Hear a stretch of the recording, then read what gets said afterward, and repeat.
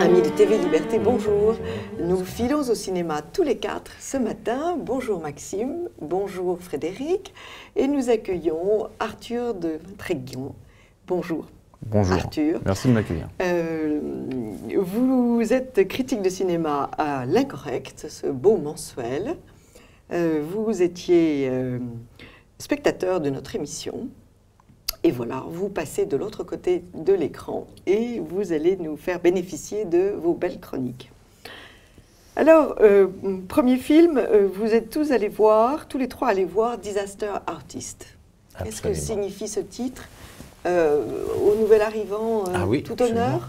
Oui. Alors, The Disaster Artist est un film de James Franco, qui est acteur et réalisateur et qui fait également jouer son frère dedans et qui raconte l'histoire d'un nanar qui s'appelle The Room, qui a été tourné par un inconnu très riche dont on ne sait pas, il tire sa fortune, qui a fait un film donc, qui a 6 millions de dollars de budget, qui est resté une semaine parce qu'il a payé un cinéma pendant une semaine, et devant la salle Hilar, ce film qui devait être un drame, il a eu l'intelligence de dire que c'était une comédie, et c'est devenu un film culte, nanar. Et donc le film raconte le tournage de ce film.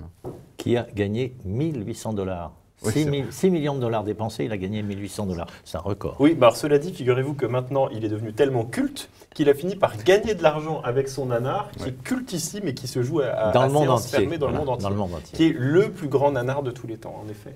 Voilà. Mais c'est un quoi? C'est un culte du ridicule? Alors moi, personnellement, j'ai pas accroché du tout. Oui. Alors j'ai trouvé qu'il y avait eu un effort pour que les réalisateurs tentent de sortir du cercle des initiés, parce que le problème quand on fait un film sur quelque chose de culte, soit on reste circonscrit aux initiés et on parle qu'à une certaine catégorie de personnes, soit on essaie de sortir. Il a essayé de sortir, mais moi j'ai eu du mal parce que j'ai trouvé que le film mettait plus en scène la nullité d'un type qui était pété d'argent, et c'est pour ça qu'il a fait son film, plutôt que la fabrique d'un échec.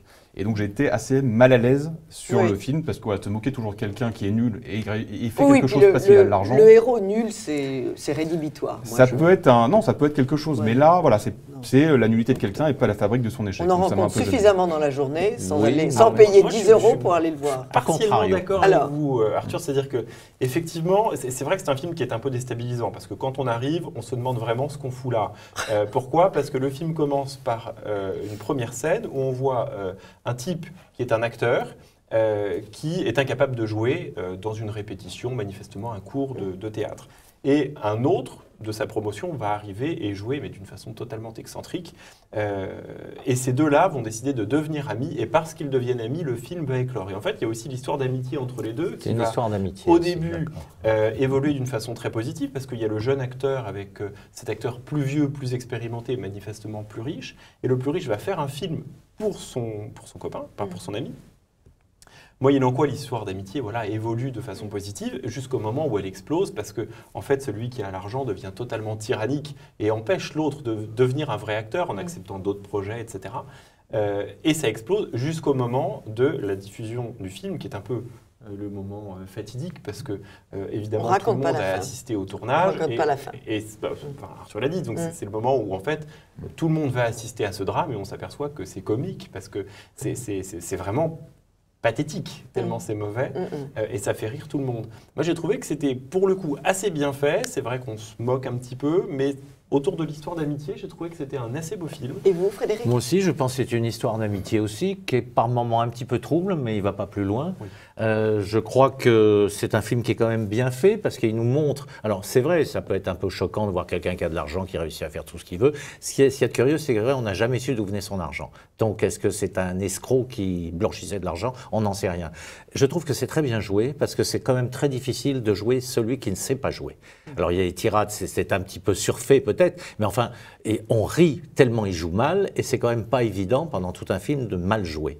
Entre parenthèses, je pense, et j'étais d'accord un peu avec Arthur là-dessus, que le film qui date déjà d'il y a 15 ou 20 ans, qui s'appelait Ed Wood, qui était aussi sur un spécialiste des nanars, mais lui, il faisait des films fantastiques avec des bouts de ficelle, il passait dans tous les studios, il prenait des objets à droite et à gauche et il créait des monstres, enfin c'était... Et il y a eu ce film qui est sorti, Ed Wood, ça fait bien une vingtaine d'années. De Tim Burton, oui. Hein, qui était évidemment supérieur à celui-là, beaucoup plus intéressant. Parce que justement, il racontait la fabrique d'un échec et pas la nullité de quelqu'un. Mais surtout, pour revenir sur l'histoire d'amitié, en effet c'est intéressant parce que cette histoire d'amitié permet par l'ami d'avoir un regard sur le nul. Mais Tout à le fait. problème, c'est que moi, j'ai trouvé que cette amitié n'était pas crédible et que ce personnage qui est mi-idiot Dostoïevski, mi-crétin, il n'y a pas vraiment de parti pris, quoi. Et donc, au final, on a un peu laissé comme ça, on ne sait pas trop qui il est, sinon qu'il a de l'argent, qu'il va faire un truc pourri, quoi. Donc, ça qui m'a gêné, quoi. Bon, on en a suffisamment parlé. Je n'irai pas le voir. La prière. On va laisser Arthur peut-être Que décrire vous avez ce film. vous été deux à aimer. La prière, oui, c'est assez étonnant, La prière, parce qu'il sort 2-3 semaines après l'apparition. Et c'est le deuxième film français. Alors, troisième si on compte Et Jésus l'enquête. Alors oui, mais ça c'est un film américain. Oui. Ce qui est intéressant, c'est la trilogie française qui a commencé avec La Confession de Nicolas Beaucrieff, qui était une réadaptation de Léomant, un prêtre, Oui. L'Apparition quelques mois plus tard, et là La prière, qui sont Oui. 3 films explicitement chrétiens, faits par 3 réalisateurs reconnus par la profession, par la critique et par le public. Donc ça c'est intéressant. Et La prière conclut cette trilogie. Alors ça raconte l'histoire de Thomas, qui a 22 ans, qui est toxico, et qui va se réfugier dans une communauté dans l'Isère, une communauté catholique. Un toxico grave. Oui, qui est vraiment qui est un vrai toxico. Oui. Et donc ça raconte ça, et dès l'ouverture, on est vraiment dedans, quoi. On a le cinéma de Cannes, et en même temps, ce qu'il va nous montrer. L'ouverture, elle est très simple, on a un plan fixe sur le jeune Anthony homme. Barjon, qui est d'une candeur fascinante, qui a eu d'ailleurs le prix d'interprétation officielle de Berlin. Il y a un plan fixe sur lui, il tourne la tête, il jette un regard au spectateur, ça se termine là. On n'a pas besoin d'exégèse, pas besoin d'explication, on s'accroche tout de suite à livre, on comprend que ce type-là a une détresse folle. Et tout le cinéma va être comme ça, tout son film va être comme ça. Il fait très animal pourchassé, en fait. Oui, complètement. Pourchassé c'est une par bête, ses démons. Exactement, c'est une bête. Et justement, par cette communauté-là, Ouais. ces communautés qui sont tous des types en détresse, par du rituel qui est le travail, la prière, ils vont justement, Rituel monastique. rituel monastique rappelons-le. complètement, et qui est en plus suivi par un prêtre ancolo-romain, c'est-à-dire qu'il n'y a pas de doute sur qu'est-ce que c'est que cette communauté. Voilà. Absolument, oui, on n'est Ça pas qui est dans une secte intéressant. quelconque, puis on est perdu. Enfin, on est Et au on est fin fin fond de l'Isère. de la montagne. Ah ouais. Donc il y a aussi l'éloignement, enfin ça aussi c'est très monastique. ouais, on sort de complètement, son ouais. cadre normal pour affronter la nature. Dans tout ce Il qu'il y a assume de- complètement ce cas-là. Et ce qui est intéressant, c'est que par ces rituels-là de travail et de prière, ils vont redonner du sens au corps et à l'esprit. Et c'est ce que va montrer le film. Et ensuite, il va y avoir cette partie de conversion qui est intéressante. Et ce qui est très fort dans le film de Cannes, comme on avait dans l'apparition, c'est que par son cinéma, il va rendre perceptibles des choses qui ne le sont pas. Et là, on touche au mystère, on touche à la foi, on touche à la transcendance, on touche au questionnement.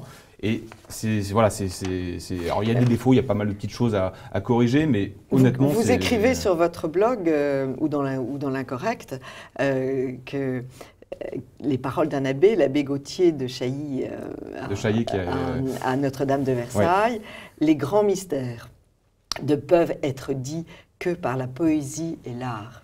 Ouais. Je trouve que c'est une très Et que juste le mystère phrase. peut être révélé par la beauté.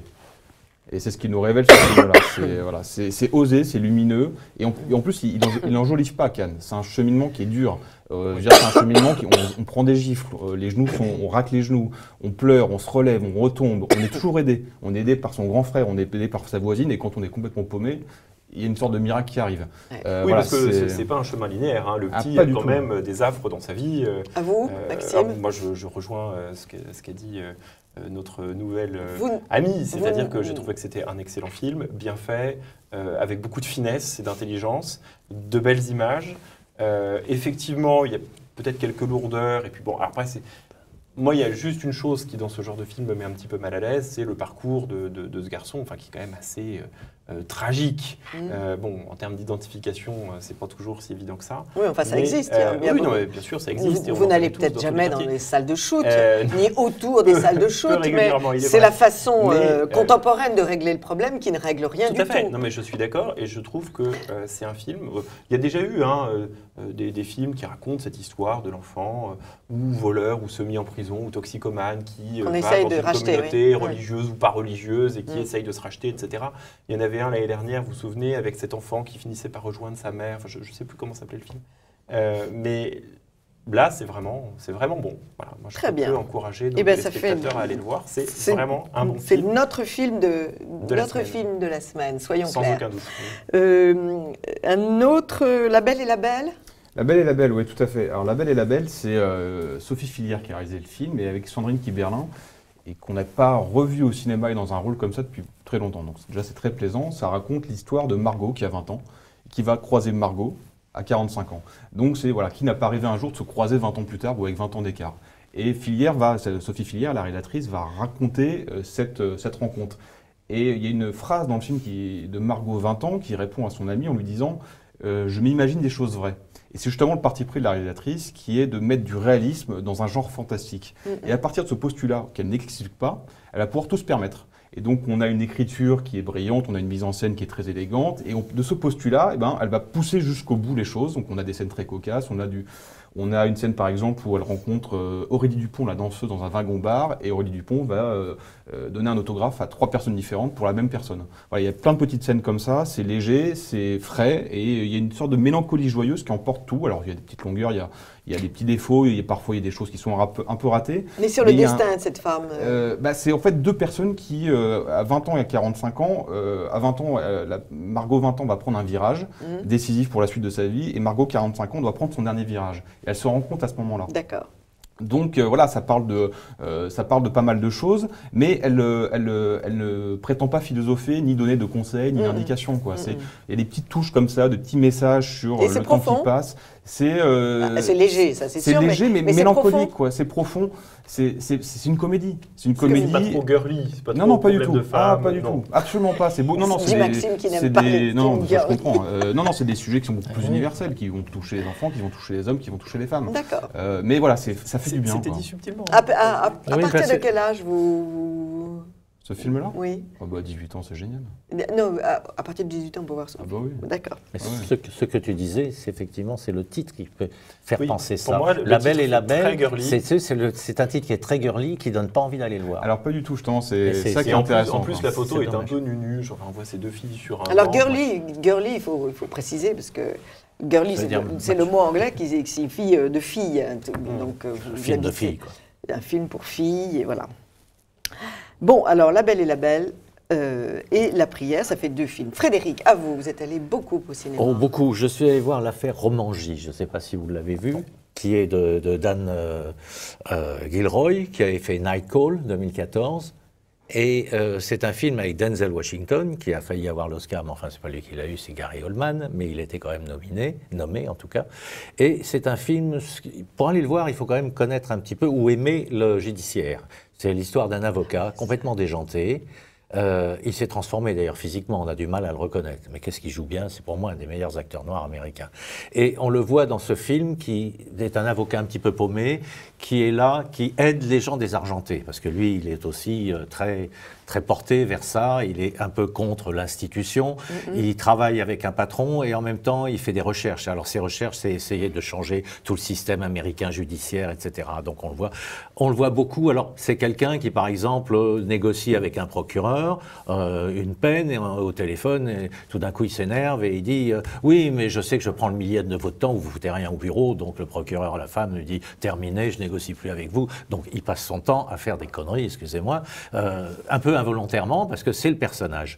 Et finalement, son associé meurt, donc il est obligé de prendre la suite, il prend la suite, il fait encore quelque chose de pas très réussi, ce qui fait qu'il fait perdre de l'argent, il se fait virer, et il est engagé dans un cabinet d'avocats richissime, où là, il peut se monter les échelons, changer, et puis tout d'un coup, il change de vie parce qu'il a fait quelque chose qui n'est pas très déontologique, je ne vous dis pas quoi, parce qu'il faut le voir dans le film, et effectivement, ça lui pose des problèmes, et il est obligé de changer un petit peu, et la fin du film, je ne vous le dis pas. Mais c'est évidemment beaucoup de choses sur le système judiciaire américain.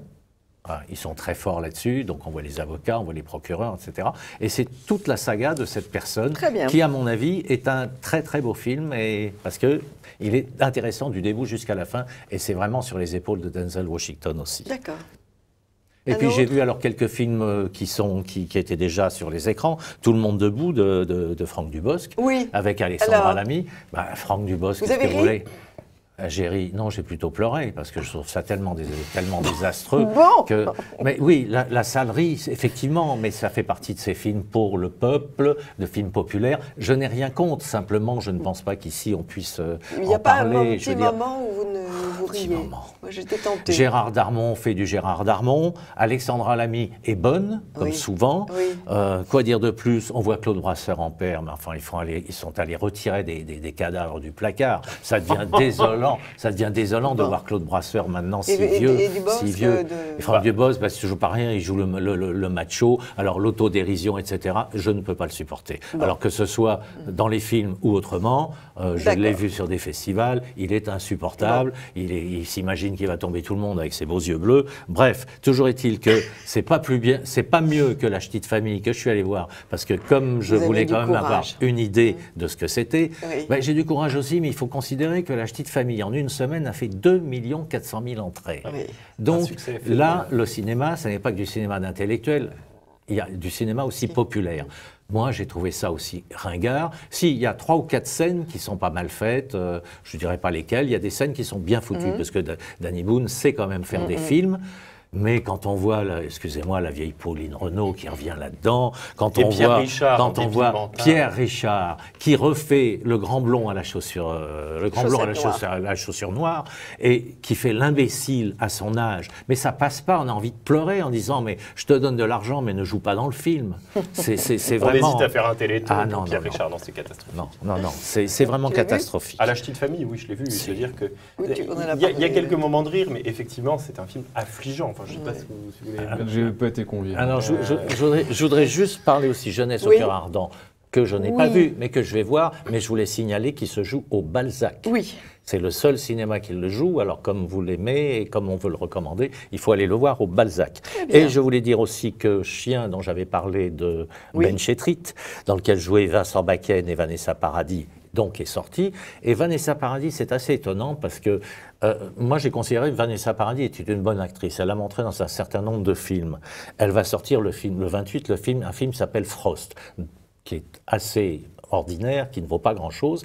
Elle joue 10 minutes dedans. Et dans le film Chien de Ben Chetrit, elle joue 10 minutes dedans. C'est-à-dire que c'est une femme maintenant, une actrice, qui fait des bouches-trous de façon à avoir son nom à l'écran pour attirer les gens. Je trouve ça un peu dommage que Vanessa Paradis ne fasse plus rien de valable. Pour l'instant, en tout cas.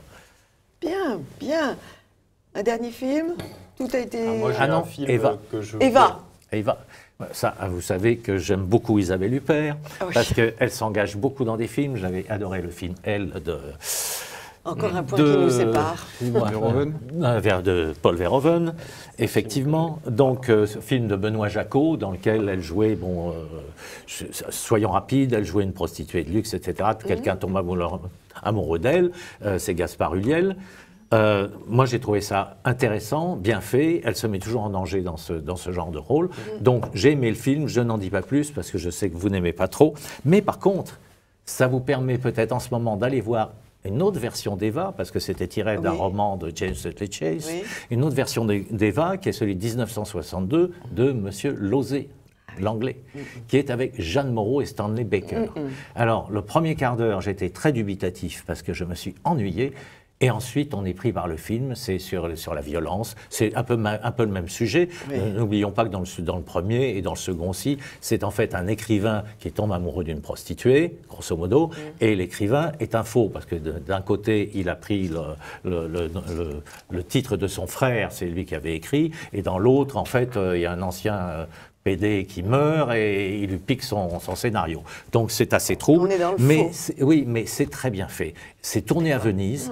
Ça a été produit par les frères Hakim qui, dit Lozé, ont complètement massacré son film parce qu'ils ont coupé 20 minutes, ils n'ont pas fait le son comme ils voulaient. C'est quand même aussi une musique de Michel Legrand. Vous avez de la musique soul avec Billie Holiday qui est une merveille. Et vous avez des vues de Venise, ils ont tourné en hiver, sous la neige par moments. Donc vous avez tout celui-là que ça je vais dans aller les voir. teintes grisailles. C'est celui-là que je vais aller Alors voir. le premier quart d'heure, allez voir ça, mais le premier quart d'heure est un peu pénible, ensuite vous verrez. C'est assez violent en même temps, puisque c'est la violence de deux personnages. D'accord.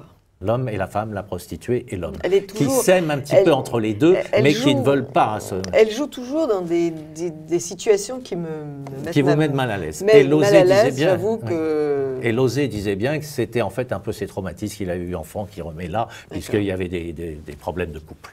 D'accord. Que peut-on dire de plus après ça? Moi, Vous acquiescez. Oui, j'acquiesce totalement. Très bien. Eh bien voilà, nous avons fait un très très beau parcours. Merci beaucoup. Je résume, mais je résume en gardant que ceux que nous invitons à voir, peut-être. Donc, La prière, Sans aucun La doute. belle et la belle, Jeunesse au cœur ardent, ou Balzac.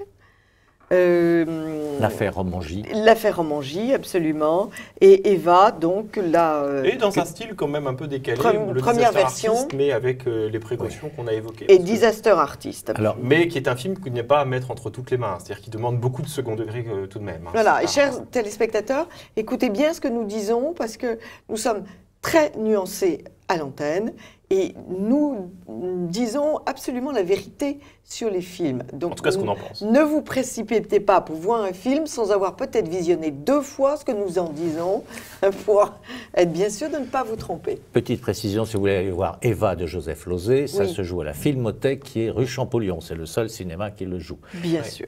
Eh bien, merci beaucoup et à la semaine prochaine. Et merci d'être venu, Arthur. Merci à vous. À très vite, chers amis de TV Liberté.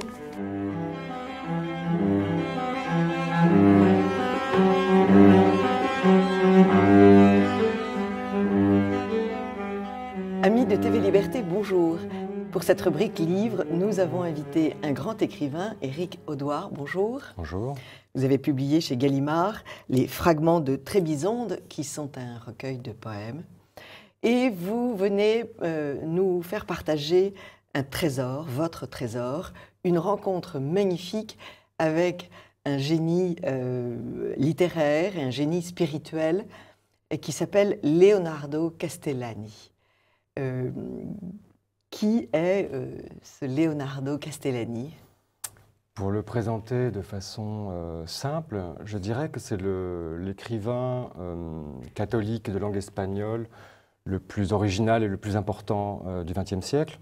Et c'est probablement l'un des écrivains catholiques les plus importants tout court du XXe siècle. Il appartient en gros à la famille équivalente en France, commençant, disons, avec De Maistre, allant jusqu'à Peggy, Bernanos.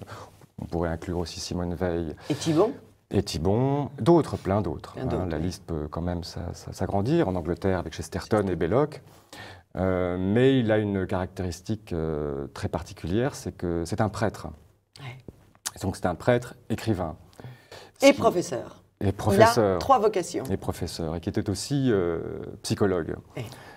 Il n'avait pas un cabinet, mais il avait reçu une formation en psychologie très très poussée, un des premiers en Amérique latine, sinon le premier à l'avoir reçu. Alors, il est argentin, il est mort il y a 35 ans, et il nous laisse une trentaine de livres. 50. 50 livres. 50 livres. Un type extrêmement modeste, il se dit à moitié toqué, c'est-à-dire poète. Ce qui est Oui. quand même très joli. Oui, oui, oui. Mais bon, heureux les fêlés, car Oui. il laisse passer la lumière. Oui. Voilà. Mais Qu'est-ce qui a dit ça? c'est Michel Audiard, Michel mais je pense Audiard, que c'est oui. une phrase profondément catholique. C'est très très joli. C'est par les brèches Oui, que c'est la par lumière les passe. brèches. Oui, oui. C'est une brèche, Castellani. Oui, oui. D'ailleurs, vous citez... alors, c'est un livre, c'est une anthologie de textes et que vous avez pris tout au long de sa vie, dans tous les journaux où il a écrit, et des textes qui sont tout à fait magnifiques. Voilà, pour continuer avec cette histoire de brèche, les saints ne sont jamais des gens confus, mais ce sont souvent des cœurs brisés. Un cœur brisé, c'est le sacrifice qui plaît au Seigneur. Alors, c'est un homme qui, en quelque sorte, est complètement anachronique. C'est un penseur médiéval. Il est en Argentine. Quelle est la situation en Argentine? Qu'est-ce qui se passe? Au moment de sa, disons, de sa formation, pas de sa naissance, parce qu'au moment de sa naissance, l'Argentine est en plein essor. Oui. Elle vient d'ailleurs de remporter le prix avec le pavillon de l'Argentine sur le Champ de Mars, en Oui, France. oui. Ça, c'est au moment de sa naissance.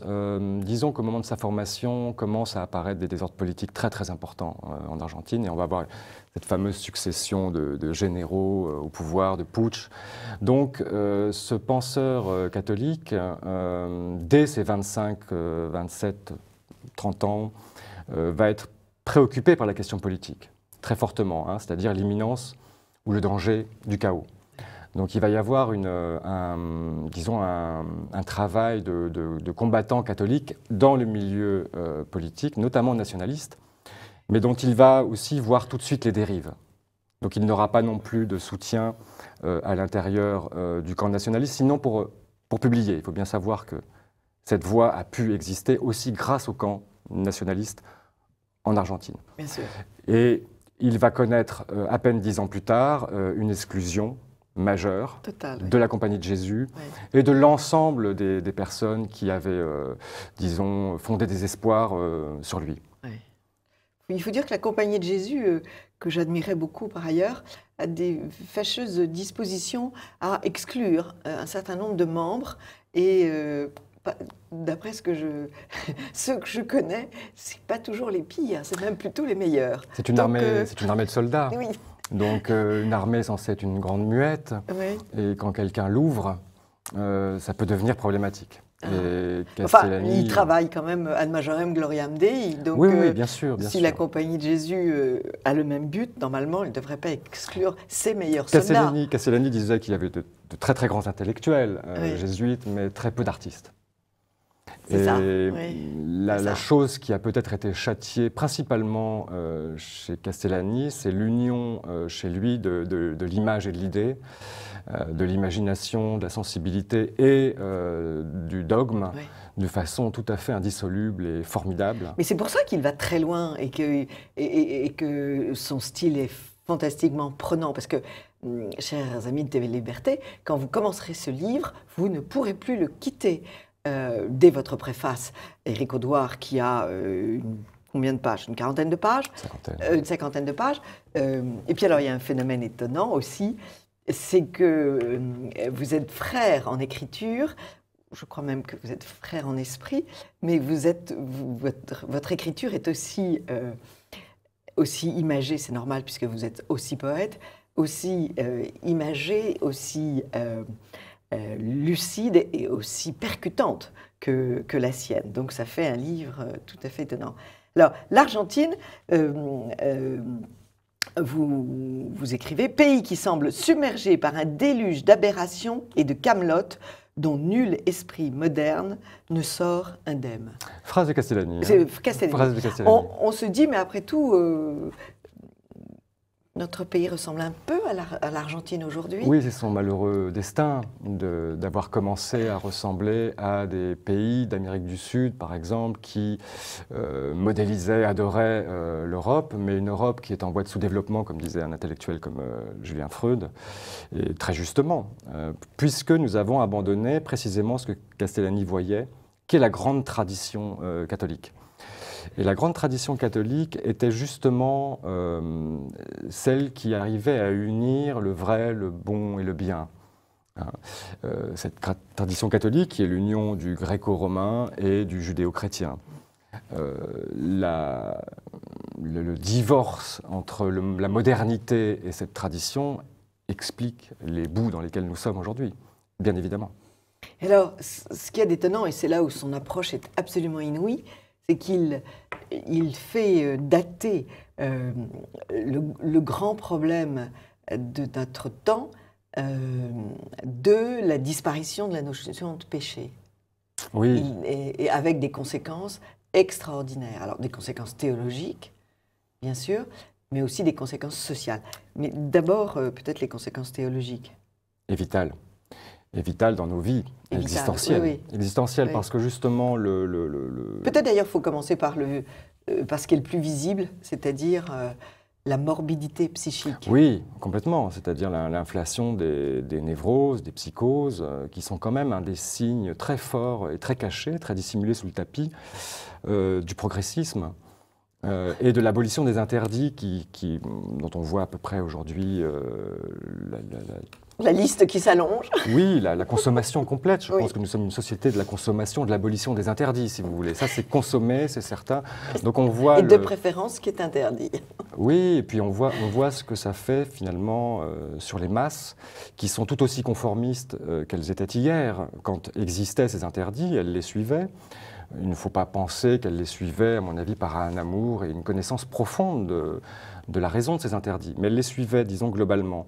Aujourd'hui, la mode... Et elle les suivait parce que l'Église était forte et indiquait ces vertus qu'il fallait suivre. Évidemment, mais dans d'autres civilisations, nous voyons la même chose. C'est-à-dire la sagesse, disons, ordinaire des traditions pose des interdits. Mais c'est aboli partout, maintenant. C'est joli ce que vous venez de dire, la sagesse ordinaire des traditions. Oui. Comme nous vivons dans un temps de haine de la tradition, nous allons vivre dans un temps de folie. Absolument, la démence est devant nous. Voilà, elle est même déjà là, je pense qu'elle est en train même de se conceptualiser, c'est-à-dire elle a le management, par exemple, est une chose qui est quasiment une théologie de la démence, si vous voulez. Le transhumanisme. Oui, le management, le toujours plus. Oui, et puis l'exploitation de l'homme par l'homme, justifiée dans une sorte de confort, d'esclavage, de recherche de bénéfices, oui. Recherche de bénéfices, et de confort pour les partis aussi. Hein. Il y a ce côté contrat. Mais de toute façon, ce qui est écarté là-dedans, c'est l'éternelle vérité vitale. C'est l'enjeu majeur de la tradition, parce que la tradition n'est pas juste le respect d'une coutume, c'est un savoir, une connaissance. Une expérience, oui. Oui, c'est une connaissance, hein, c'est une connaissance du vrai. Oui. Il faut bien voir ça parce que c'est le grand enjeu de la modernité qui est d'abolir à tout jamais l'existence d'un réel, d'un absolu, d'une norme fixe, d'une loi immuable. Ce qu'on trouve déjà chez Platon et Aristote comme intuition. Dans le gréco-romain, il y a ça.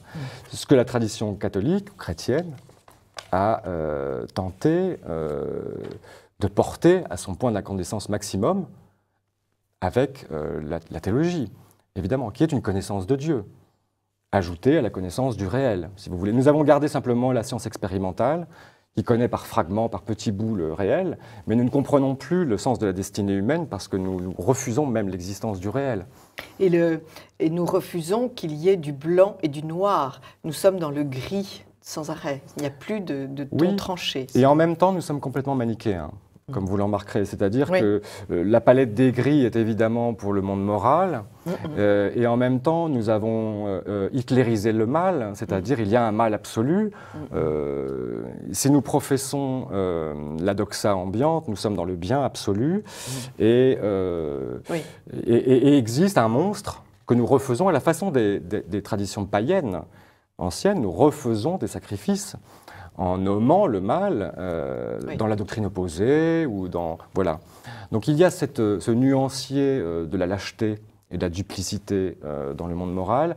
Et l'arianisme, vous pouvez même aller jusque pour les traditionalistes, aller voir dans le donatisme, l'excès de pureté, si vous voulez, l'exclusion de l'autre, l'exclusion du pécheur, sont extrêmement instructifs sur ce qui nous arrive aujourd'hui. Le problème, c'est que l'arianisme, un peu Pélage, mais qu'il a corrigé très facilement, Stellani voit très bien. Et ce qu'il voit notamment, parce que c'est un grand lecteur des textes bibliques, ne prennent plus tellement les textes essentiels, notamment les prophéties, les textes prophétiques de l'Évangile, c'est-à-dire le sermon eschatologique du Christ, par exemple. Il a pris ça très au sérieux. Et il voit évidemment dans notre monde l'avènement de cette prophétie qui est cette apostasie générale, ce rejet finalement de la vérité. Et ce rejet de Dieu. Qui peut prendre n'importe quelle forme. Qui peut prendre n'importe quelle forme. Nous ne sommes pas... un philosophe contemporain faisait remarquer qu'on peut lutter contre les Lumières, mais si Diderot revenait parmi nous, il serait finalement plus proche de nous que quelqu'un d'autre, parce que nous partagerions la même culture. Absolument. Que Saint-Augustin. Oui, ou en tout cas, nous formerions avec lui une famille d'esprit. Il serait invité sur tous les plateaux. Mais peut-être que Diderot ne serait pas aussi content que ça des conséquences de son matérialisme. Parce qu'il venait lui-même d'une culture constituée, intelligente, que l'herbe est verte. Ce qui est très compliqué, ce qui rend les choses surtout très partant de compliquées. sécheresse. Oui. Conséquence théologique, Castellani écrit « La maladie mentale spécifique du monde moderne est de penser que le Christ ne reviendra jamais ou de ne surtout pas penser qu'il reviendra. En conséquence de quoi, ce monde n'a aucun moyen de comprendre de ce qui lui arrive. » Après son aventure désastreuse avec la Compagnie de Jésus, son expulsion, et sans aucun motif avouable. Hein, et ça, presque incarcération. Oui, une réclusion quasi psychiatrique, où il fut piqué. ce qui aggrava considérablement ses problèmes nerveux liés à sa déception et sa détresse face à la situation qui lui était faite. Il a commencé à vraiment prendre évidemment au sérieux les textes dont je parlais, ou l'article du Credo. Je pensais en venant à sa phrase, pour répondre à votre question précisément, sur Chesterton, écrivain qu'il a beaucoup admiré dans sa jeunesse, qu'il a traduit, et dont il est le correspondant d'une certaine façon argentin. Il avait dit de Chesterton, nul écrivain n'a dit autant de choses sur le premier article du Credo. Je crois en Dieu Tout-Puissant, Créateur du ciel et de la terre, de l'univers visible et invisible. Toute l'œuvre de Chesterton est une rare. Je me disais, quelle est la phrase du Credo qui lui correspond le plus? C'est il reviendra pour juger les vivants et les morts, et son règne n'aura pas de fin. Et la boucle est bouclée, si vous voulez. Et est-ce que les chrétiens, les catholiques, disons actuels, croient, parce que les protestants ne croient plus à rien, en tout cas pas à la divinité du Christ, est-ce que les catholiques eux-mêmes croient cet article? Et il notait cette chose-là, et il n'a cessé de le répéter, d'interroger ses frères catholiques, qui disaient « mais tais-toi, parce que ceci, on ne veut plus en entendre parler. C'est de la faribole, c'est de la fable. » Donc il s'est interrogé sur ça, et il n'a cessé d'aller à contre-courant de ce mouvement qui ne voulait plus entendre parler de la parousie, c'est-à-dire du retour du Christ, parce qu'il ne voulait pas entendre parler des causes de la nécessité du retour du Christ, parce que le consentement à l'erreur sera tel, le désordre général sera tel, qu'il n'y aura que Dieu pour nous en sauver. Et les chrétiens, ils le voyaient, les catholiques aussi, commençaient à partager la croyance au remède humain, aux recettes humaines, à l'immanence de la solution. La solution n'est pas humaine, le rappelle Castellani. Elle n'est pas humaine, elle est hors de notre portée. Nous ne savons même pas ranger notre chambre de temps en temps, et nous prétendons régler le sort du monde avec des recettes extraordinaires, et il y en a une tous les jours. Il suffit d'écouter le nombre de spécialistes et d'experts qui viennent nous apprendre soit comment ça va s'effondrer, soit comment on s'en remettra. Castellani voyait tout ça, et disait, il y a cette phrase dans son œuvre, être vraiment chrétien aujourd'hui, c'est désespérer absolument de ces remèdes humains et s'en remettre à Dieu. Mais est-ce que vous voulez vraiment ça? Si vous ne voulez pas ça, vous n'êtes pas chrétien. C'est-à-dire que la croyance en la résurrection de chacun et un monde à venir ayant été vraiment très dégagé, ne serait-ce qu'avec le développement de la pratique de l'incinération. Oui. On se dit, c'est ça qui fait beaucoup de mal, en fait. C'est tous les symptômes, parce qu'à partir du moment où on abandonne ce dont nous avons parlé, je ne dis pas que c'est facile à avaler, loin de là, mais la marche vers la vérité, la grande chose qui a commencé avec Descartes, disons, c'est de croire qu'il y a une méthode, si vous voulez, pour accéder à la vérité, et que ça va être facile. Descartes, qui est un chrétien, je le rappelle, un catholique, oui, et un être tout à fait remarquable. Néanmoins, sa philosophie est errante, parce qu'elle a débouché justement sur cette croyance que la vérité allait être facile à trouver.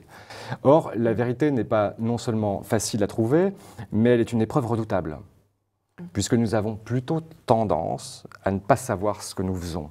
C'est dans les évangiles, il suffit de lire. Et plus nous sommes unanimement violents et meurtriers, moins nous savons ce que nous faisons. C'est ça le savoir chrétien. C'est un savoir tout à fait unique que le paganisme n'a pas inventé. Mais est-ce que les catholiques d'aujourd'hui, ce que voyait Castellani, le savent encore, sont prêts à le comprendre? Puisque moi-même, et c'est toute la superbe de Castellani, si vous voulez, dans son statut de martyr, de dire, moi-même, je suis le signe qu'il est en train d'avoir lieu, une unanimité violente se fait contre moi, peut-être parce que je rappelle quelque chose qu'on ne veut plus entendre.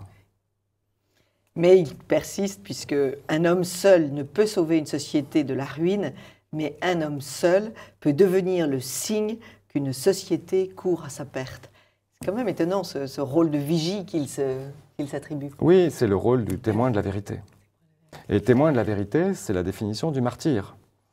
Il a prédit, comme en reprenant l'Évangile, encore une fois, que j'invite tous les auditeurs et tous les téléspectateurs à consulter, en reprenant cela, il il invite, comment dirais-je, les chrétiens, les catholiques à se préparer à une forme de persécution qui est fatale. Parce que si vous n'infligez pas la violence, vous allez la subir. Et il va falloir savoir aussi qu'au cœur de cela, vous avez la plus grande espérance, évidemment. Puisque c'est la preuve que le Christ a dit vrai. Ces prophéties, j'ai envie de dire, sont pas très gaies. Les martyrs des derniers temps auront bien plus à souffrir que les premiers martyrs. Il faut le comprendre, tant la chose est énorme.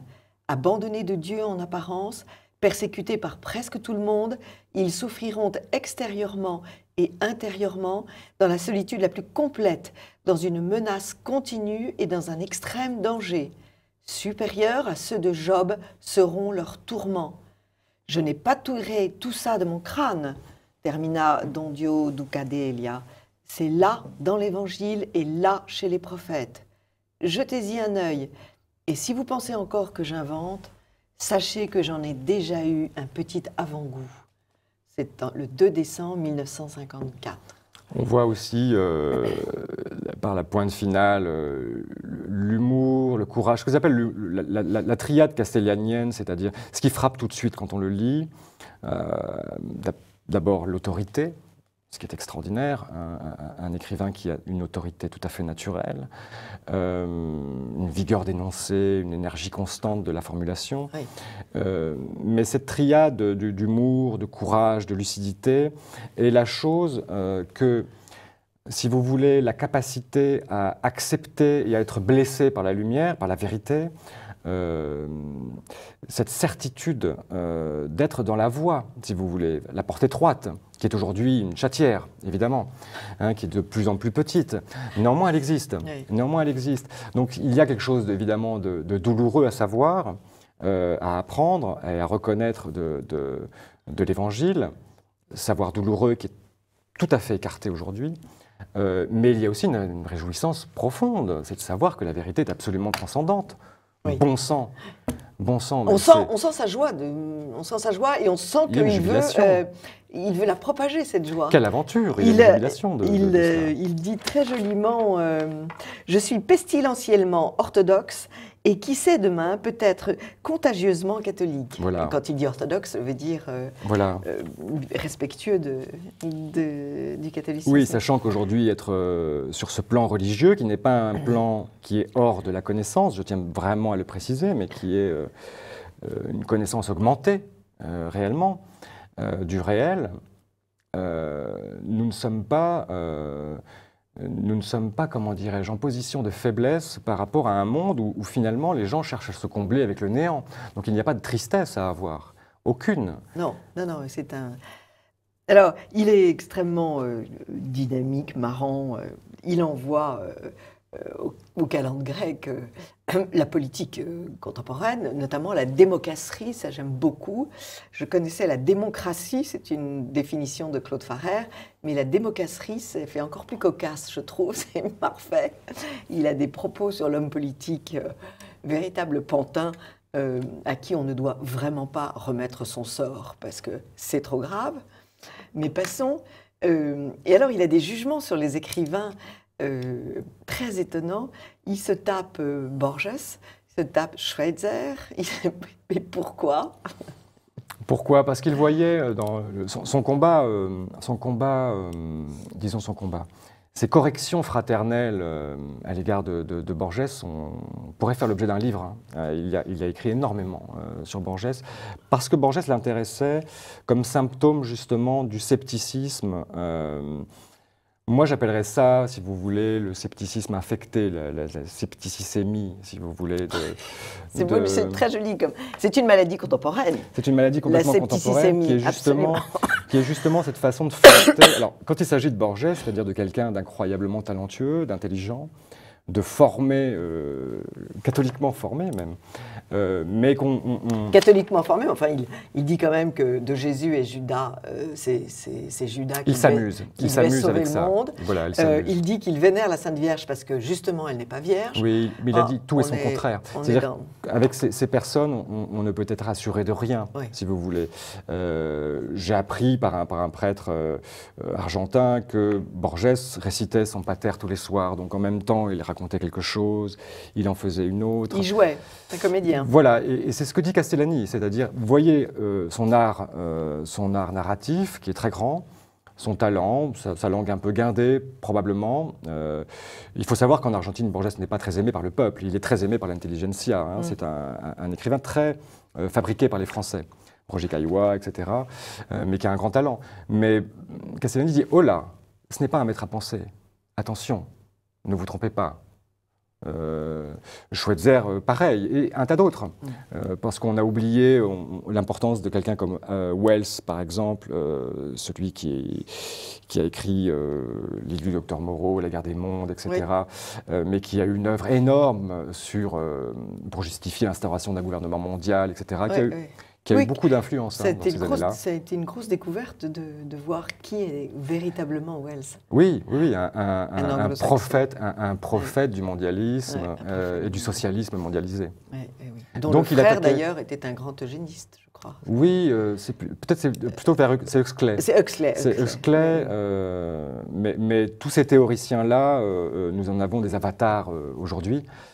Donc c'était intéressant pour moi de les sélectionner. Il y a eu énormément d'autres têtes de Turcs, notamment à l'intérieur de les écrivains de catéchisme, Bigot et Mensonger, qui pullulaient déjà à son époque en Argentine. C'est-à-dire qu'il les a visés aussi. Il ne vénère que les écrivains qui ont des visées, comment dire, spirituelles et qui comprennent l'avenir du monde et qui sont, est-ce qu'on peut dire eschatologiques? Oui, ou qui ont justement ce courage de dire la vérité, qui ont l'honnêteté. Vous savez, l'honnêteté peut être la chose la plus rare du monde. La plus fréquente est peut-être l'intelligence. L'ingéniosité. Je pense que l'homme actuel se caractérise par une ingéniosité exceptionnelle, notamment dans sa capacité à se mentir à lui-même. Il est d'une ingéniosité fabuleuse. Et donc, ça demande parfois beaucoup d'intelligence. Et je pense que l'homme moderne, beaucoup plus que l'homme médiéval, a cette capacité à s'automystifier admirable, réellement admirable. Castellani le voyait et demandait simplement qu'on le voie. Ne disait pas je vous accuse, parce que moi-même, peut-être, je suis capable de le faire. Mais c'est ce que nous sommes en train de faire, nous auto-mystifier, tous ensemble, dans un énorme marché de l'excuse C'est-à-dire qu'il y a la séduction. Il y a ceux qui servent la vérité et il y a ceux qui s'en servent. Peut-être que ceux qui s'en servent, c'est nous tous. Il faut être bien clair sur cette question. Il n'est pas facile de servir la vérité. Ce n'est pas justement, contrairement à ce que pensait ce bon René Descartes, ce n'est pas une chose facile. Il n'y a pas de recette, il n'y a pas de méthode à découper à la fin d'un magazine pour atteindre la vérité. Et un chèque à signer. Il y a un prix à payer. Oui. Il y a un prix à payer. Castellani était comment dirais-je, quelqu'un de vraiment sage. Certains l'ont appelé le sage incommode, vous voyez, parce que il ne disait pas, il s'incluait lui-même. Moi, j'ai beaucoup de problèmes avec les gens qui utilisent cet organe, vous voyez, l'index, pour désigner toujours le problème à l'extérieur. Le problème, c'est toujours moi. Ce qui ne va pas dans le monde en premier, c'est moi. Pourquoi c'est moi? Parce que c'est la seule chose que je peux conduire vers le bien. Si vous attaquez l'individualisme, c'est la seule chose sur laquelle j'ai un pouvoir. Absolument. Ouais, c'est vrai. Et absolument. Et Castellani le rappelait tout le temps. C'est pour ça qu'il aimait tant Baudelaire, dont la première apostrophe est « Hypocrite, lecteur, mon semblable, mon frère ». Il faut l'entendre. Mon semblable, mon frère. Hypocrite, bien sûr. Rappelons ce qu'est l'hypocrisie. Mais tu es mon semblable, tu es mon frère. Oui, c'est très très bien résumé. Éric Audouard, les derniers propos de Leonardo Castellani, c'est « Je me rends après une vie de bataille extraordinaire ». C'est très très beau. Oui, et donc il y a une coïncidence. Aujourd'hui, nous enregistrons le 14 mars, et demain est l'anniversaire de sa mort, le 15 mars, 15 mars 81, jour où il aurait prononcé ces mots, Melindo, je me rends. Je me rends, alors qu'il ne s'est jamais rendu de toute sa vie. Il a rendu l'âme et les armes. Il a rendu l'âme et les armes. À ce moment-là. Adieu. Adieu. Merci beaucoup, Éric Audouard, de nous avoir introduite à cette œuvre. Le titre est magnifique, Le Verbe dans le sang. 2 mots sur ce titre. Oui, il m'est venu parce qu'il fallait un titre pour une anthologie. Ce n'est pas un ouvrage de Castellani, mais composé à partir de textes. Il l'avait dans la peau, comme il est écrit en 4e de couverture, le verbe avec une majuscule évidemment, hein, pas la verve. Il s'agit bien du Christ. Ça rappelle le propos de Céline, il faut écrire avec son sang, pas avec celui des autres. Le sang est esprit, disait Nietzsche. Sang est esprit. Merci beaucoup de nous avoir fait ce matin ce cadeau d'un nouvel écrivain à aimer et d'un grand écrivain, d'un grand esprit et d'un grand prêtre. Merci beaucoup, Éric Audouard, et nous attendons un prochain livre de vous, de votre plume. Merci beaucoup. Merci à vous. Amis de TV Liberté, à très vite. J'ai oublié de noter le titre, le nom de l'éditeur, Pierre-Guillaume de Roux, qui a eu la grande intelligence de publier ce texte. Honneur lui soit rendu. Merci. À très vite, chers amis de TV Liberté.